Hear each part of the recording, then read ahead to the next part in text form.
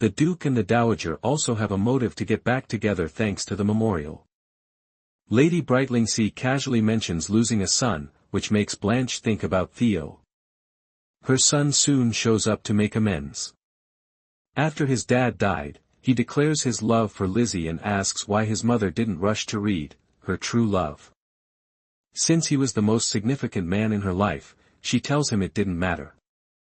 Theo can forgive his mother for this alone. Because she spends the majority of the episode in New York, comforting her mother during her divorce procedures, Nan is unable to attend Richard's memorial.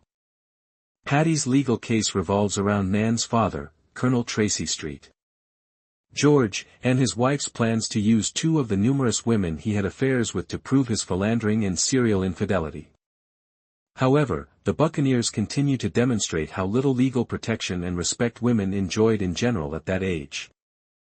The worst lawyer Nan's dad has ever hired appears to enjoy making Patty look bad in court.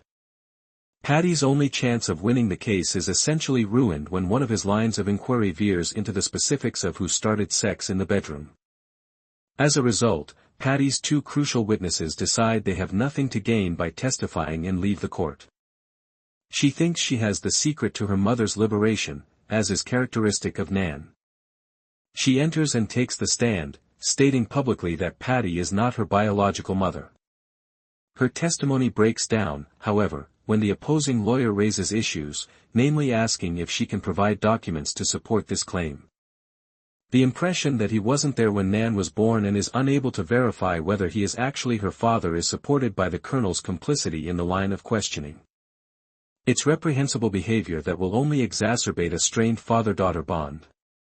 Only Nell, Patty's sister, played by Leighton Meester, who is Nan's mother, can definitively demonstrate this. However, Patty is against her doing it. Patty is aware of how this fact could upend Nell's life because she recently got married and is expecting a child. At first, Nell doesn't say anything, which annoys Nan. She goes to her birth mother and implies that she is aware of the truth, calling Nell a coward for keeping quiet. With good reason, Nell lashes out at Nan, pointing out that Nan has no idea about her past, or the consequences this will have for her future. Nevertheless, Nell is persuaded to change her mind by Nan's charges. The following day, she surprises Patty by taking the stand and proving that she is Nan's biological mother after coming clean to her husband Arthur. After all these years, Nell reportedly has letters and receipts from their affair, which gives Patty her hard-won divorce and makes her accusations unassailable in court. No more inquiries, Your Honor. Guy, who has also traveled across the Atlantic to help Nan through this difficult time, is just what she needed.